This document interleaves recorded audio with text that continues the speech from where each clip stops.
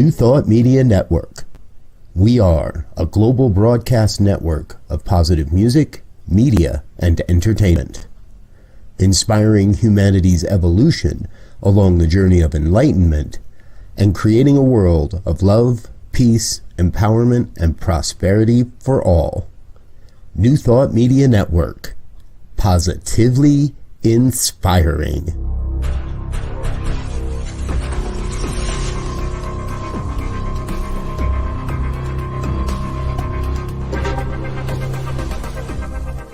Live from a secure concrete bunker somewhere in Ohio, New Thought Media Network presents Pastor Michael Mangus with Friday's Fireside Chat, spiritual conversation for today. Here he is from the secret radio room, surrounded by thousands of watts, Pastor Michael Mangus.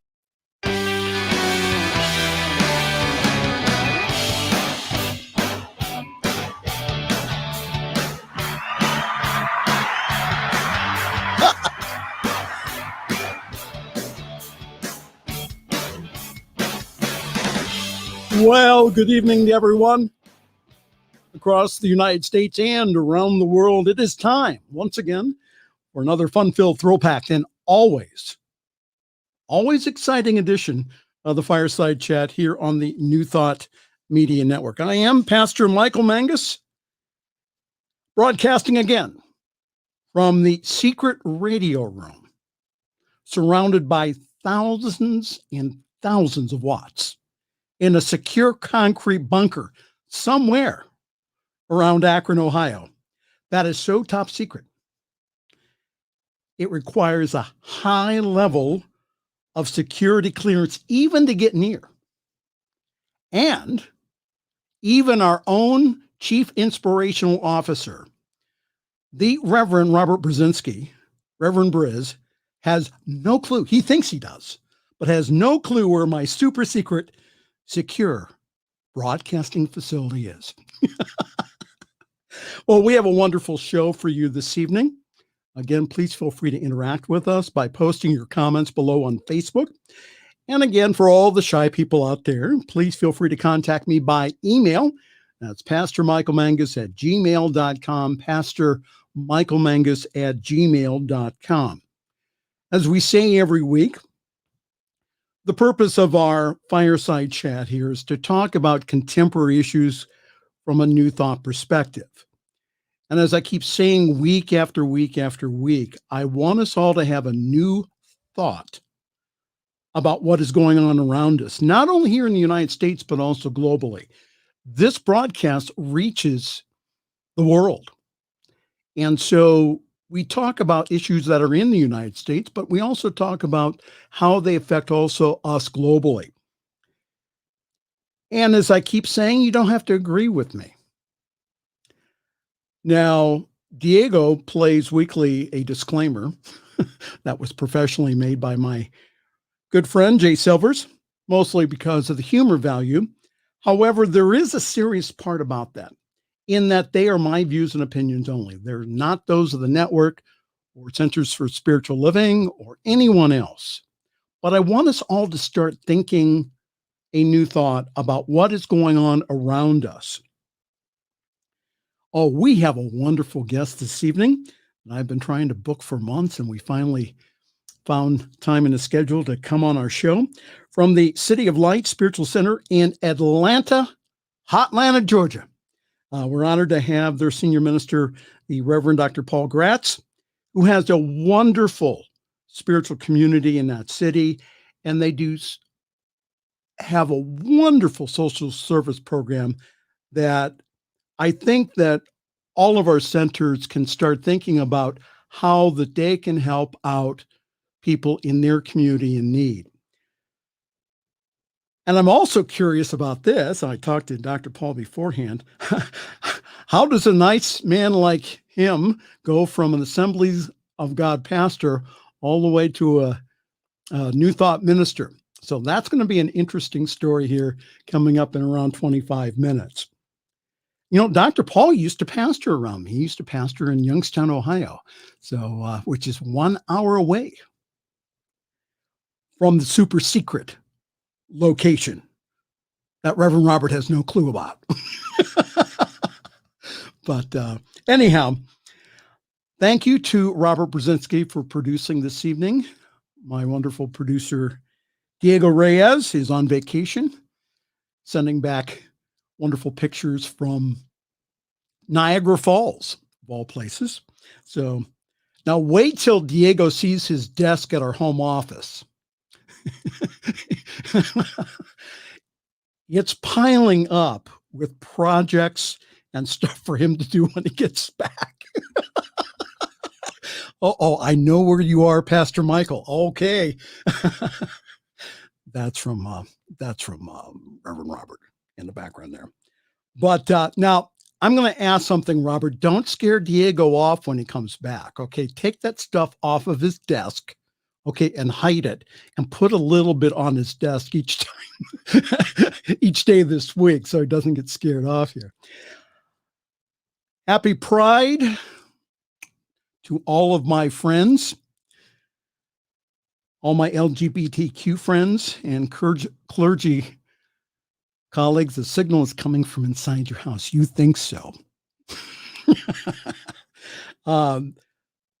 Pride Month during June is when we remember the beginning of the term, to inclusion with the Stonewall riots in New York City. This is from Wikipedia. Stonewall riots, also referred to as the Stonewall Uprising or the Stonewall Rebellion, were a series of spontaneous demonstrations by members of the gay community in response to a police raid that began in the early morning hours of June 28, 1969, at the Stonewall Inn in Greenwich Village in New York City. Patrons of the Stonewall and other village lesbian and gay bars and neighborhood street people fought back when the police became violent. The riots are widely considered to constitute one of the most important events leading to the gay liberation movement and the 20th century fight for LGBTQ rights here in the United States. After the Stonewall riots, gay men and lesbians in New York City faced gender, race, class, and also generational obstacles to become an inclusive community and a cohesive community. Within 6 months, 2 gay activist organizations were formed in New York City, concentrating on confrontational tactics, and also 3 newspapers were established to promote rights for gay men and lesbians. A year after the uprising, to mark the anniversary on June 28, 1970, the first gay pride marches took place in New York City, Los Angeles, and also San Francisco. The anniversary of the riots was also commemorated in Chicago, and also similar marches were organized in other cities. Within a few years, gay rights organizations were founded across the U.S. and the world, and the Stonewall National Monument was established on the site in 2016. Today, LGBTQ pride events are held annually throughout the world.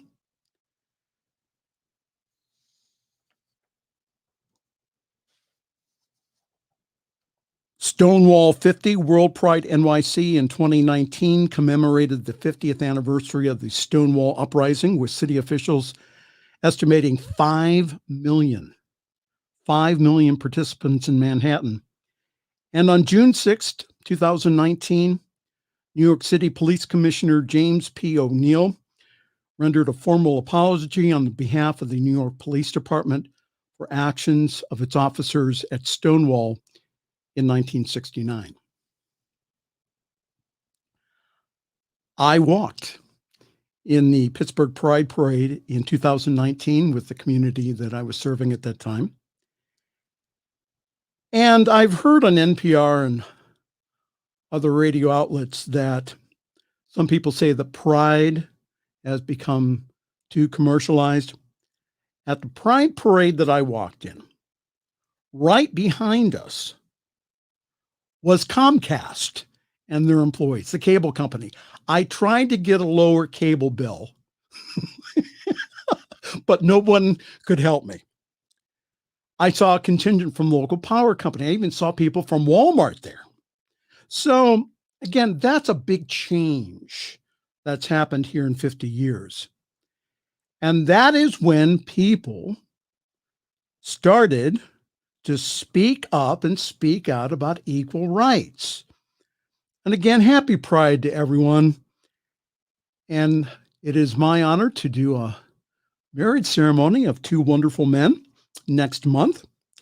And let me also remind everyone of this. It wasn't that long ago when we were having the discussion among New Thought ministers that were debating whether or not to do commitment ceremonies for gay and lesbian couples.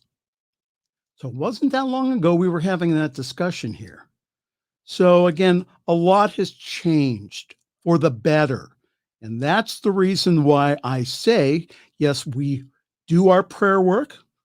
We see and know peace for the world, but we also use our mouth. And we also speak up and speak out for all, so that we do have a world that does work for everyone. In the news this week from CNN,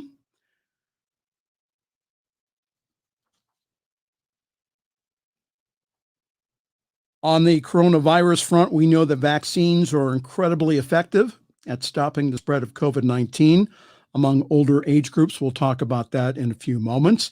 Now, the FDA's vaccine advisors are debating how urgent it is to inoculate kids younger than 12 against the virus. Again, we're going into the summer season. School will be letting out here if it hasn't let out already. Most seem to agree that getting the vaccine authorized soon for kids is a good idea, given that the virus could make a comeback in fall or winter. Meanwhile, FDA officials agreed to extend the shelf life for Johnson & Johnson's vaccine after some states said that they had doses on hand that were set to expire. It's also likely that some J&J doses will be shipped overseas, a White House official has said. In other news, a coronavirus variant that was first detected in India, known as the Delta variant, has now gone global, and there's been outbreaks of the Delta variant even here in Ohio. From the international front, from Ethiopia, more than 350,000 people in Ethiopia are experiencing dire hunger, with millions more facing high levels of acute food insecurity, according to a new report from the United Nations and other aid groups. The famine in the country's Tigray region stems from a conflict that began in November between the Ethiopian government troops and the region's former ruling party.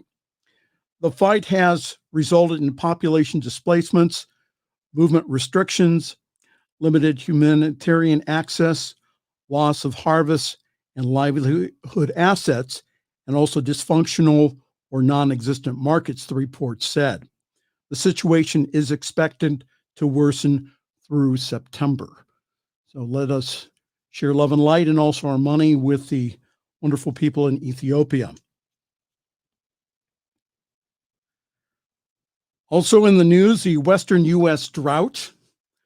The U.S. West was already facing a severe drought, but dry conditions and temperatures well above average this week have made it all worse. All of California, Oregon, Utah, and Nevada are now in drought, with nearly 2 million people in the Bay Area under a water shortage emergency. Forecasters worry that these dry conditions will lead to an especially intense wildfire season, something many states have already begun to experience, including my friends also in Colorado. In Oregon, the crisis has exploded into a water war, pitting the farmers against Native American tribes, government agencies, and also conservationists. By this point, it should come as no surprise. The cause of this is the man-made climate crisis is to blame. That's from the CNN report. Yes, COVID-19 is still in the news. I know you've been hearing me speak about it since last March. And yes, to the editorial department of the New Thought Media Network, the advisory council I am starting to de-emphasize the numbers. Okay, good. So even with the death count in this country close to 600,000, the death rate slowing down, good. That's a good thing. The good news is that over 50% of the adult population is fully vaccinated, with 75.9% of those over the age of 65 fully vaccinated. Okay, let's put two and two together tonight. Do you think that the drop in the rate of infections, deaths, hospitalizations has anything to do with individuals getting vaccinated?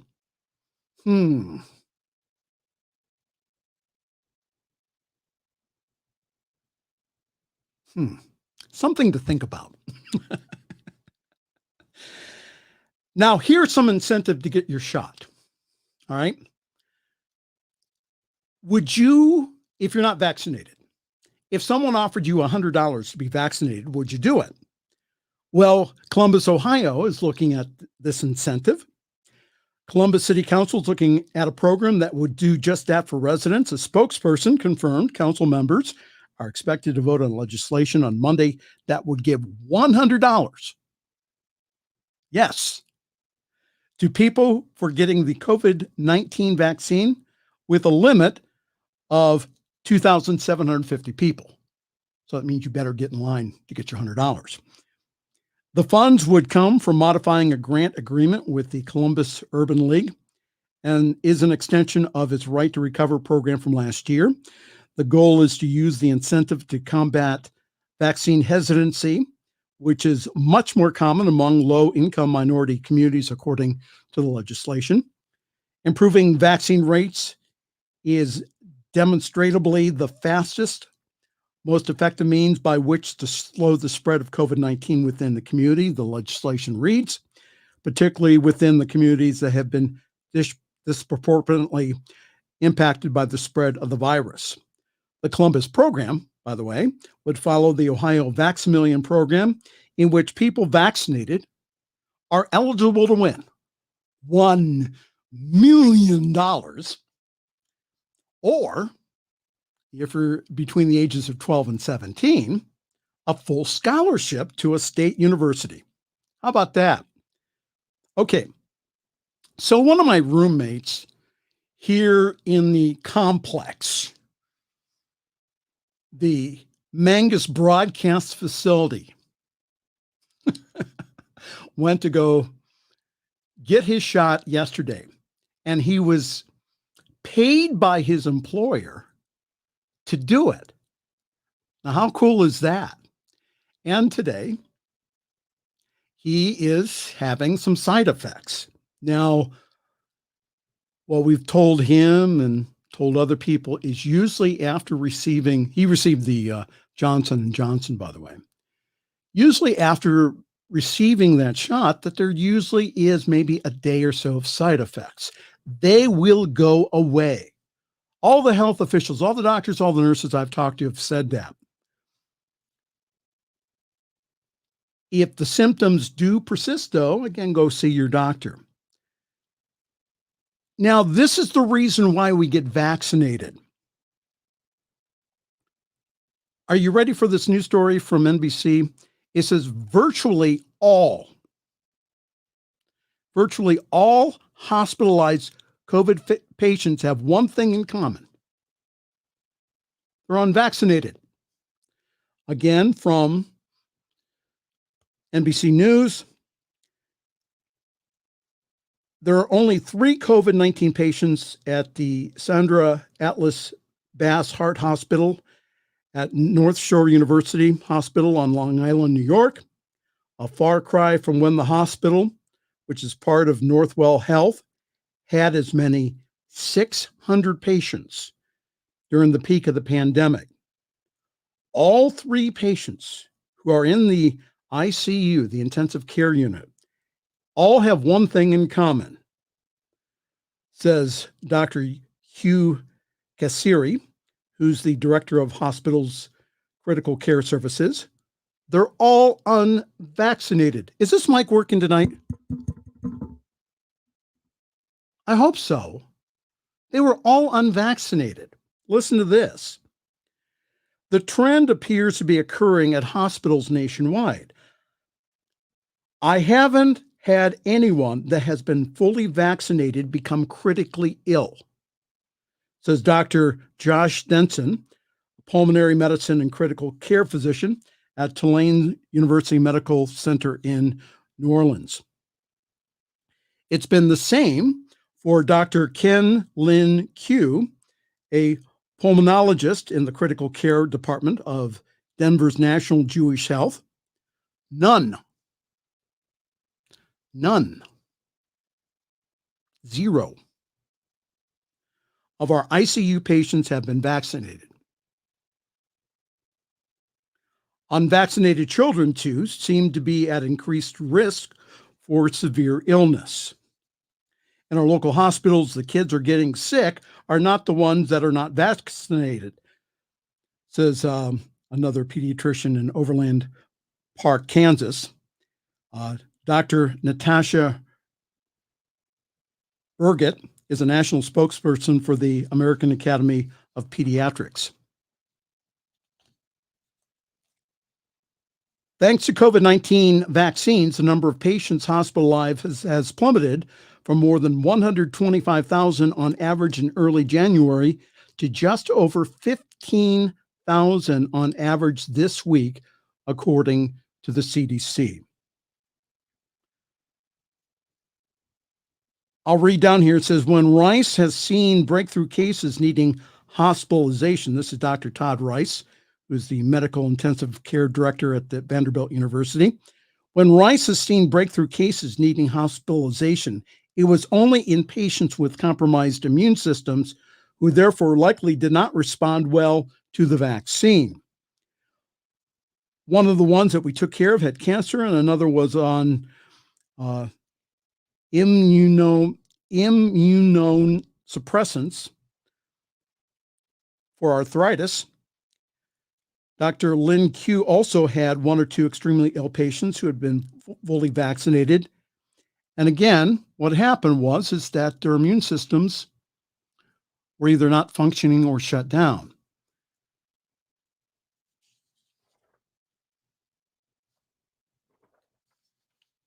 Though the CDC recommends that people get vaccinated regardless of whether they were previously infected, Dr. Lin Q said some of his hospitalized patients had decided to forego vaccination because of previous illness, even if they never been tested to confirm they had COVID-19. This is what Dr. Lin Q says. He says, they thought they were sick with COVID, but they weren't. And they have the mindset of, oh, I don't need to get vaccinated because of that. Dr. Q said this, they were gravely mistaken. So my question this evening to all of my spiritual friends, all of my New Thought friends, is this: what would love do? What would love do in this situation? I know some people who have not been vaccinated. That's their choice. I'm not here to tell you what to do.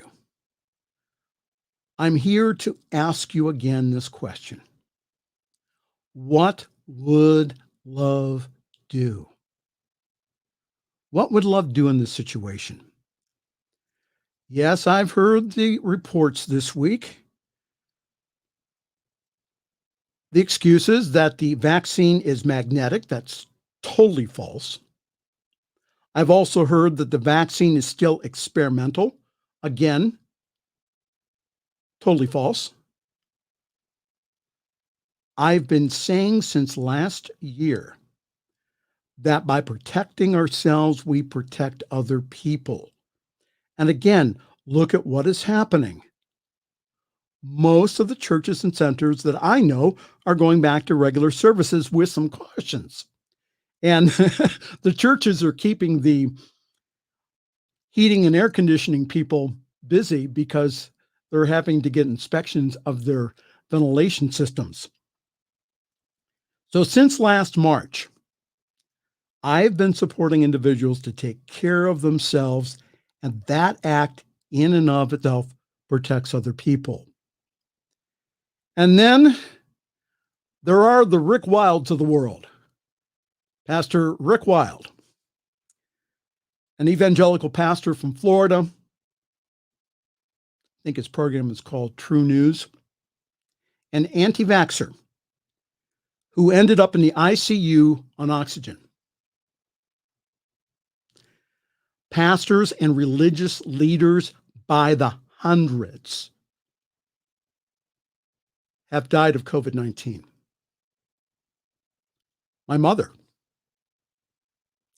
passed away of COVID-19 on December 30th of last year. I tell you all of this because I truly care. Unless you've been told by your doctor not to, please, I support you in getting the shot. You may not feel well for a day or so, like my roommate here.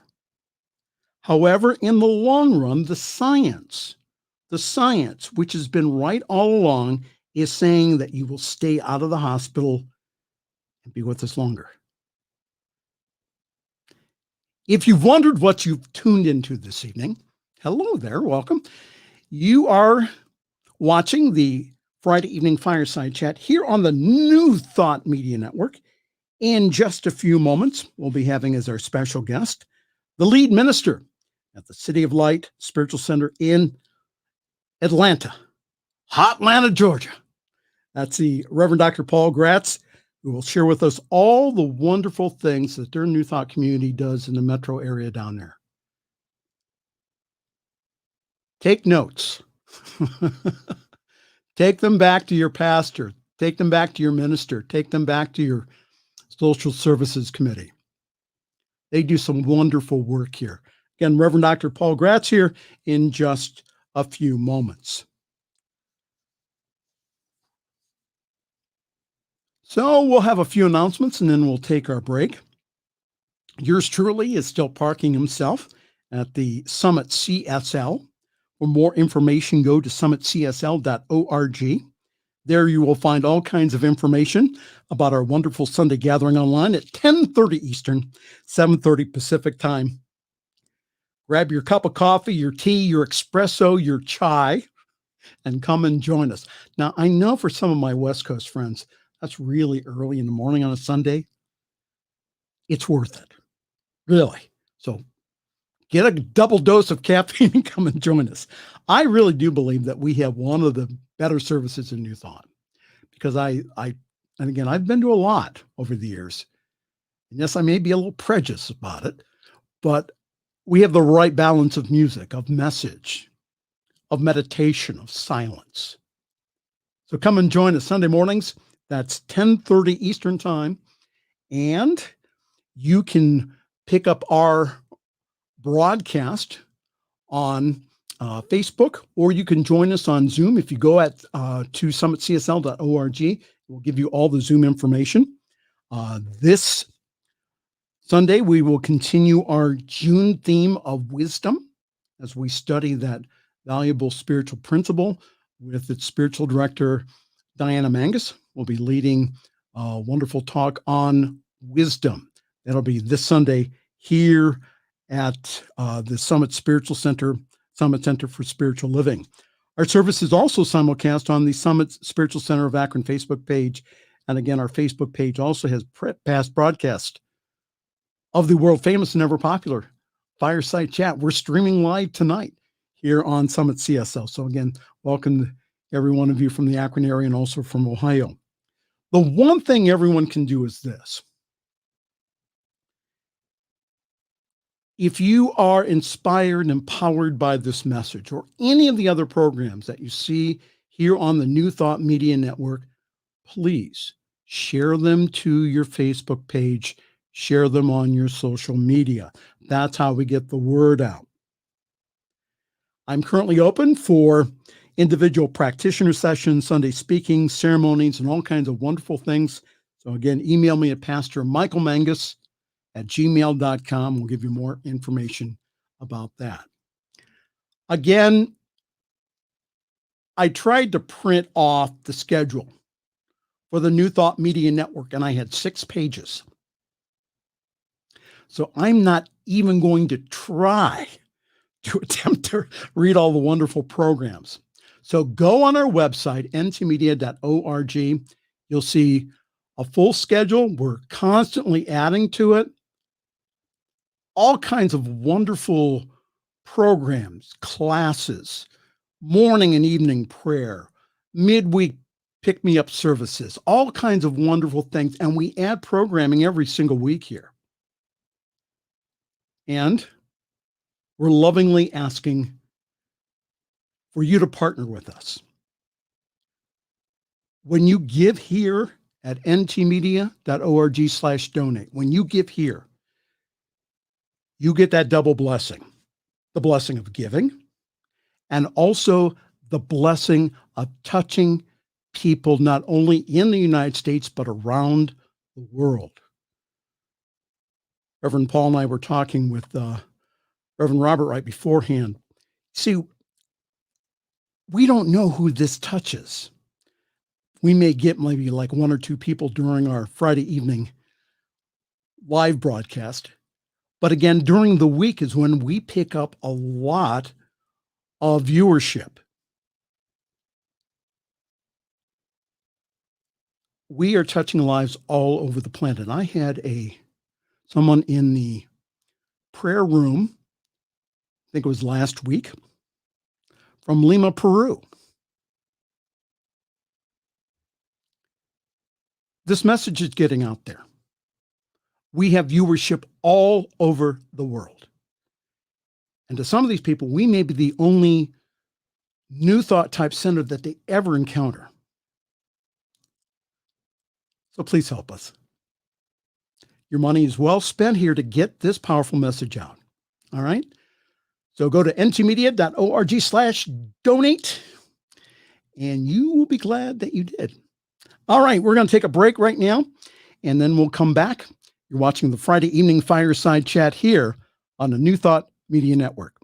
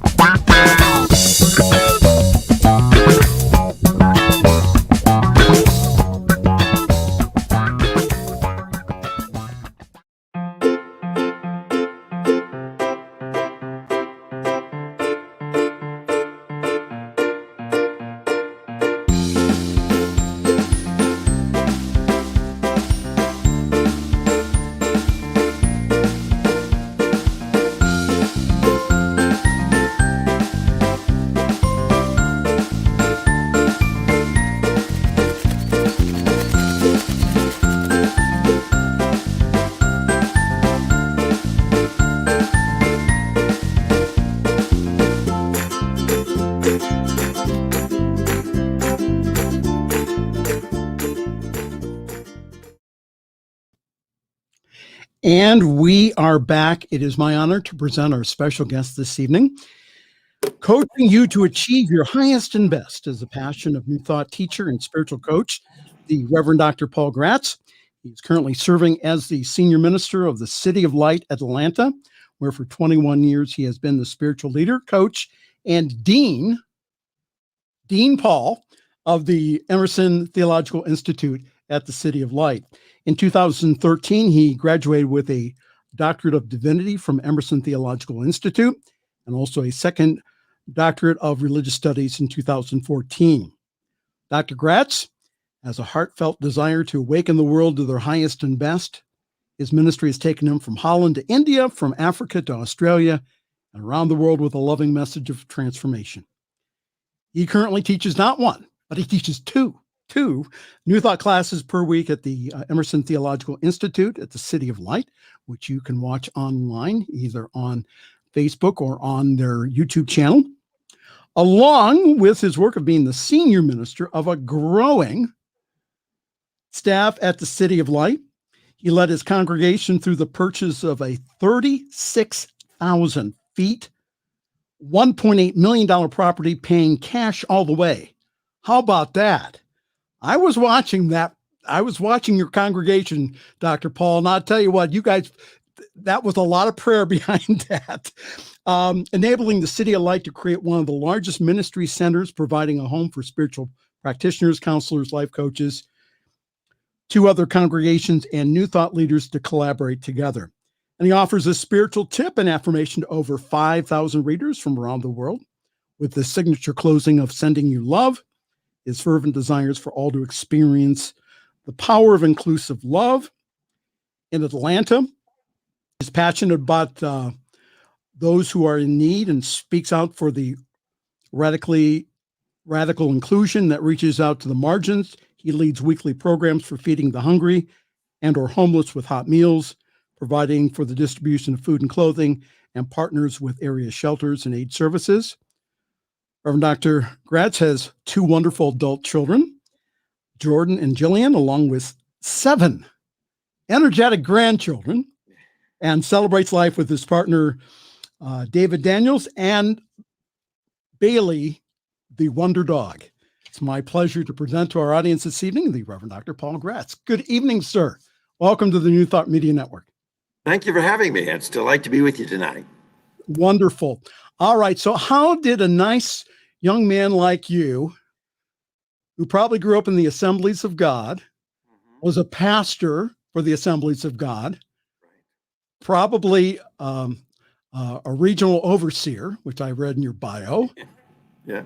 a Bible teacher, end up in the metropolitan community churches, and then switching the congregation over to New Thought? Go ahead, Dr. Paul. Well, it's really been an amazing journey, but it all started out when the Spirit began to stir my heart as a seeker to want to know more. You know, in the Assemblies of God, I was trained where you only read materials produced by people of like thinking. And so you didn't really branch out. You didn't really learn or study beyond the context of Pentecostal writing and fundamentalist outlook. So I traveled all around the world through the Assemblies of God, and I had the opportunities to minister in Europe and Kenya, Tanzania, Zanzibar, India, Thailand, Hong Kong, the Philippines, Mexico, the Caribbean, on goes the list. And I discovered so many diverse pathways to God. And I just began to ask the questions, how can this be that we're discounting everyone else's pathway but ours? Because, of course, I grew up in the Assemblies of God, and our teaching was, we know the right pathway and the only pathway, and we are the only way to God, and all others would be not proficient, not efficient, not meeting the need, are not going to be the right pathway. So by asking those questions as a seeker, I began to search and discovered all kinds of answers. And of course, discovering my own sexual orientation during that time as a gay man, I began to ask questions of how do I fit with God as a gay man? And having known all my life that this was not my choice, but this was my God-given orientation, that it was designed by God that I go through this pathway of self-acceptance. Well, I began to ask the questions of asking, how does this all fit? And of course, I grew up as a preacher's kid. My father would always preach about homosexuality in the context of that being an abomination, and God would be vomiting, throwing up at the mere thought of homosexuality. And I thought, well, that's strange because I feel God's love, and I'm in a powerful relationship with this wonderful spirit and presence. So I must not be gay. I don't know what I am. I just must be special or something different. I don't know. But it was a difficult struggle for me to say, how do I define this? Because what they were describing as homosexual, what they were describing as something that God would not love or accept or bless, well, I was that being, and I was that person that was being loved, that was being blessed, that was this finding the Spirit of God working through me. So in asking all these questions, I began to just be a sponge for truth when I came out and I left the Assemblies of God. I began to read everything I could get my hands on. I'm an avid reader, and I would love to read from all different perspectives, whether it be from the Jewish perspective, Buddhism, Hinduism. Having lived around the world, I was exposed to all kinds of religious pathways. So I began to study and seek to learn from the experiences that I'd had firsthand with people of different pathways. And for years, I began to be intrigued by the precursor to the times of Jesus. So I wanted to study ancient Judaism through the Kabbalah teaching. So I attended Kabbalah University for several years as a student. Began to understand through Kabbalah this wonderful awakening to a New Thought journey.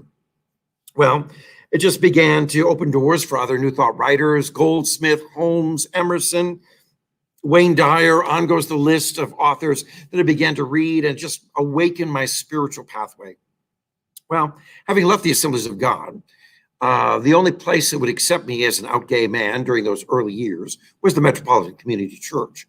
And when I became a pastor in Minneapolis, Minnesota, of the MCC church there, people would turn to me and say, "Are you sure you're not New Thought?" And I said, "I'm not sure I know what New Thought is." "Are you Unity?" And I said, "I don't know. I've never been to a Unity. I don't know what Unity is, but you just certainly sound like it." Well, then as time went by, I was attracting a minister of music who came from a New Thought perspective, interns who came from science of the mind, that came from different pathways, Unity, et cetera, et cetera. They were all of like-minded coming together. I began to realize, wait a minute, I understand maybe where I fit better. I came to Atlanta as the pastor of the Metropolitan Community Church here and began to share this teaching, trying to open up our thinking to a more progressive pathway of Christianity, but moving beyond that to really understand spiritual truth and asking questions and inviting my congregation to ask questions as well. So as seekers, quite often pastors don't like people to ask questions. They don't want people to inquire. They just go, shut up and just listen. Well, I was engaging question after question and saying, I love the questioning. Let's sort of work things out like pulling taffy. Let's connect the dots, because one of my passions was, I wanted a faith and to be part of a spiritual tradition where the dots connected. If you believe this, it matches with this. There was connection, I found so often that within my fundamentalist background, the dots didn't connect. You could believe this, but it didn't match with that. And so I was trying to say, well, your interpretation of Scripture based on this doesn't match with this passage of Scripture. Let's get it all to connect.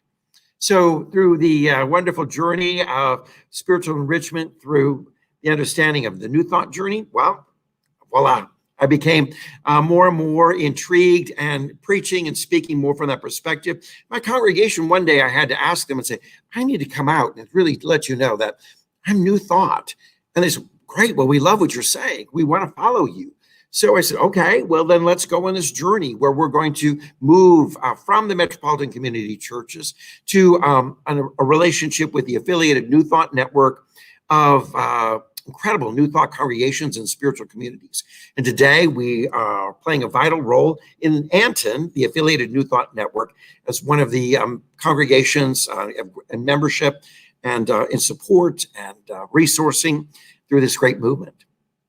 And I again, that journey of leading a congregation, I mean, that usually when that happens, when the pastor or minister has an awakening, that what happens is that you either split the church or the minister has to leave. But what I hear you saying is you went ahead and you kept being authentic to yourself and then sharing that with your congregation and then saying, what's your questions? I'm willing to take them on and I'm willing to answer them. So even that in and of itself really shows a lot of love and a lot of leadership. Well, I really felt it's important. I'm asking questions. I want you to ask questions. So let's ask questions together and let's become seekers. We began by the movement slowly saying, our name was First Metropolitan Community Church. I said, let's be like the first church. What was the first church of followers of Jesus like? And of course, they were people of the way, not of Christianity, but of the way. So what's the way? Let's ask these questions. What was the way all about? And when we began to seek and study together, we grew together. We began to find the answers together. It wasn't just top-down learning, but it was a horizontal experience where we were all asking the questions together and learning together and becoming seekers together, rather than just the pastor being a seeker and sharing information. I was inviting everyone to come and let's seek together.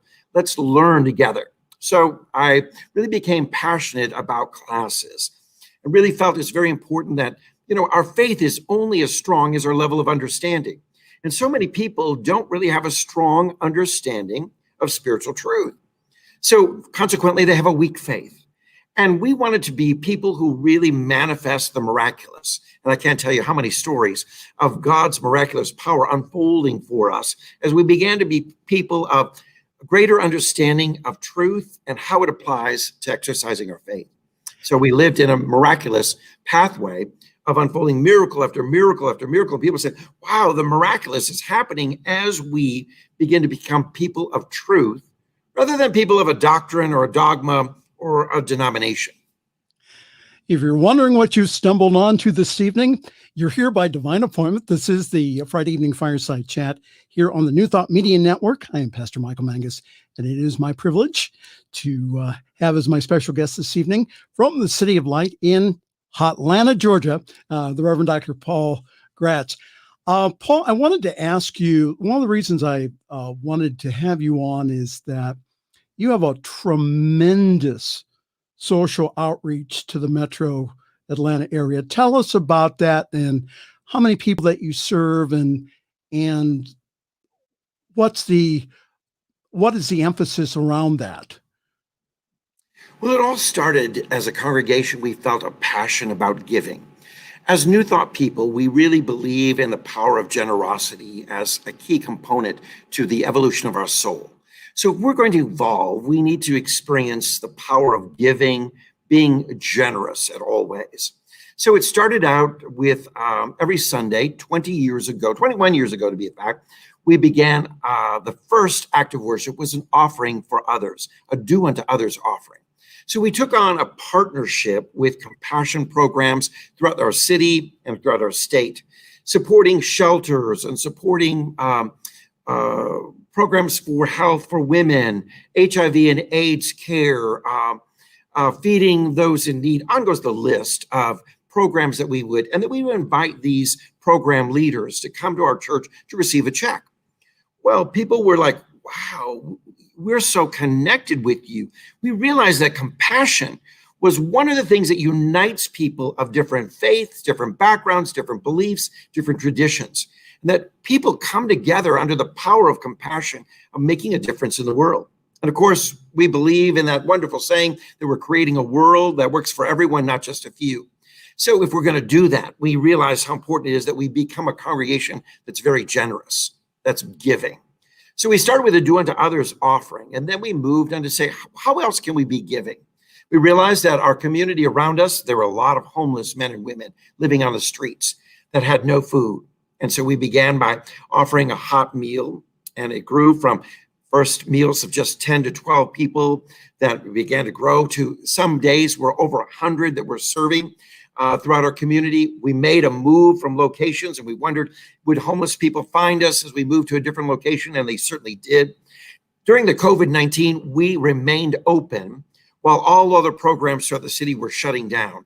Compassion programs were closing left and right because volunteers were saying, well, we're just not comfortable. But the governor of Georgia declared us essential workers. And so we were given the pass to move around the city even when all things were shut down, and to secure supplies and food and everything that we needed. So during that time, we had people coming from all across the metro area to receive food, and we received a hot meal. Now, here's one of the interesting things about it is we connected with a program called Second Helping in Atlanta. They go around and they collect all the end of day food items from restaurants, grocery stores. They bring it, some of them to City of Light, as well as many other locations. But during that time, we were receiving so much food coming in, and we repurpose it. So we were getting food from caterers and from restaurants. So our homeless dinners were baked salmon with honey glaze and salads with glazed pecans and gorgonzola cheese. And this was not a soup kitchen. This was a gourmet meal, really, which is being served to many of our hungry and homeless. So the word got around. The food is so good. The hospitality is so good. The love and the compassion is so good.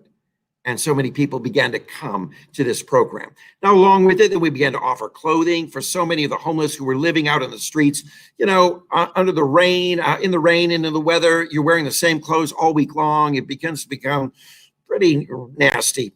So we're providing garments, clothing that's going out so fast. People were donating clothes so quickly. We created one of our largest clothing center right now in our facility that we've ever had, where we're providing garments every week for homeless community, sleeping bags, backpacks. One of the great gifts that we've been able to give to our homeless community is a concierge service that they can register with us. And this is a place where they can receive their mail. Because if they're going to rebuild their lives, they're going to need identification. They need an address. They're going to need to get, maybe a check from the government or their Social Security or their VA benefits, whatever it may be, but they have to have an address. And living out in the streets, so many did not have a place to receive mail. So this became a crucial element and a gift that was so easy to give to this community. So when they come for the hot meal, there's mail call and they can receive their mail. And that becomes one of the great components for them rebuilding their lives. Now, we don't force any kind of religion on them or teaching or spirituality. We just offer heaping helpings of love. And through that, and the belief that we instill in them, that we see the highest and best in them. And as New Thought people, our calling is to be God present, God expressed in every moment. And in that hot meal that we serve to them, that is delicious, by the way, we offer a wonderful sense of the presence of the divine just through the love we share and the words and compassion, that we care, that we truly care. That spirit of caring has changed the lives of many men and women living out on the streets. So, so the one thing is that I just, and let me play the devil's advocate here, because I've heard this for years in New Thought communities. Mm-hmm. So let me put on my best uppity. Dr. Graetz. The views and opinions expressed by Pastor Michael Mangus are generally right. However, they are his own and do not reflect the views and opinions of New Thought Media Network, Centers for Spiritual Living, or any other person living or dead. He had to play that. No, and the reason I'm sharing this is because I've heard it. Well, Dr. Graetz, okay, you're doing all this wonderful work. Thank you very much. But don't we water down the teaching of New Thought? Don't we go ahead and by giving them a meal, don't we not empower them to get their own? Can't we just teach the teaching and that's enough? Go ahead. That's what and the reason I share that is because I've heard that. Yes, me too. In many different areas, at ministers' conferences, at other places, that no, the reason that we don't get involved in social services like that is because it does not empower people. Go ahead, Dr. Paul. Well, I'm a firm believer in the teaching of New Thought and its spirit of generosity, and giving is a key component. How can we give back is so essential. When we ask that question, how can we give back? How can we demonstrate what we truly believe? How can we demonstrate the spirit of prosperity and blessing within our lives? And it has to be a firsthand experience with this kind of audience. They need to experience it firsthand. That when they hear the testimonies and the stories of people's lives who are serving them, the volunteers who are offering the meals to them, The testimonies of God's infinite blessing working in them, through them, around them, and always for them. When they speak of the wonderful power of the divine, as everyone begins to realize who and what they are, well, that's so transformational. That meal becomes a teaching experience. That meal that we offer becomes an opportunity for people to truly experience new thought. Go ahead. No, I thought I lost you there for a moment. No, okay. Okay. So that's why I firmly believe it's very in keeping with the New Thought principles that we are demonstrating, and we are reaching out to the world with this message in a tangible way. We can sit in our high horses and in our lecture halls and in our centers and just offer truth. But how important it is that we demonstrate it, that people get to experience it firsthand. That makes the difference. It moves it from just a head knowledge to a heart and head experience that they're having. And I think that's what's so crucial in our world today. And I had the opportunity last summer. I found out through the ministerial association of the town I was serving that we in our town, which I thought was middle to upper class, that we had over 75% of the children in our town qualified for food assistance. 75%. Now, again, in typical New Thought churches, they'll say, well, that's the parents' fault and all that's the parents' consciousness. And I said, that's a bunch of bull. I said, so I had the opportunity of helping with the meals program in 2019. And I'll tell you what, that was such a joy to be able to see those young people every day. And I got my reward. This little girl came up to me and just gave me a big hug and said, thank you. And I'll tell you what, that was worth $1 billion to me getting that. Dr. Paul, we are almost out of time here. Any closing thoughts? Well, as your comment about the New Thought teaching, one of the principles that we live by is our compassion program is called Crossroads Community Center at City of Light. Now, Crossroads is an intersection between service and need. We are people who see the need in the world, and we are people who desire to serve. I think one of the great components of growing the soul and the evolution of the soul is offering service to our world, giving back to our world, demonstrating the very love of the divine that's alive and vibrant within us. So this is a crossroads, an intersection between service and need. So we're offering opportunities for people to serve. We're offering opportunities for people to volunteer and to give back into the world. And we're offering opportunities to meet the needs of our world. When we meet the need of our world, they're open and more interested in hearing a message or the example that we're sharing. People will follow you if they know that you care about them. And I think that's one of the key things for this community who feel as rejected, feel like no one is cared or loves for them. We don't realize the depths that they've reached of hopelessness and of feelings of pain, dealing with PSTD, and on goes all the things that they're facing as vets returning from Vietnam and living out in the streets. So many issues. We're not here to judge them. We're here to love them. We're here to demonstrate that love in all ways. Thank you so very much, Reverend Dr. Paul Graetz. You made my heart warm this evening. And again, the question I leave with our people in our audience is, how can you start a ministry like this in your center? You can do it. I heard from Reverend Dr. Michael Gott a few weeks ago about how they're in Houston, how they are doing unity in the community and how they are getting extremely active. Again, feeding the hungry, the homeless, giving out clothes, and just being compassionate, as you were saying. How do people get a hold of you? You can reach me at my website at www.cityoflightatlanta.com, or my email address, which is revtpaul@aol.com, REVTPAUL@aol.com. Glad to help out in any way I can. Yes. Again, if you'd like to leave a loving donation, again, if you go on the website, lightatlanta.com. There's a donate page there. Please give a generous donation for all the wonderful work that Dr. Paul and his wonderful, diverse congregation does for all the people in Atlanta and around the world. Dr. Paul Graetz, it was so wonderful having you this evening. Thank you very much. Please come back soon. I'd be delighted to. Thank you so much. Have a great night. Thank you. Thank you very much. All right, time for us to go. Again, reminder that we are here every Friday evening from 6 o'clock Mountain Time to 7 here on the New Thought Media Network. Replays of our program are on Facebook and also on YouTube. If you go on our website, ntmedia.org, you will find our wonderful schedule there. Again, I know it's a little off, but we're adding programs here each and every week. And please consider being a partner with us here. Your donation, we're looking for monthly partners, people that will give a certain amount each and every month.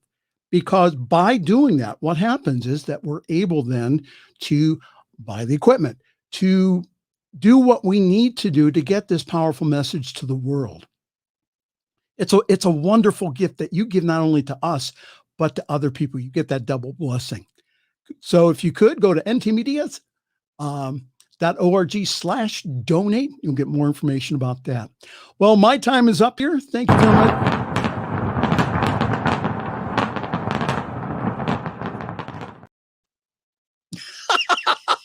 Is that to celebrate that I'm done? Listen, have a wonderful week. We'll see you next week. Pastor Michael Mangus wishing you a wonderful week.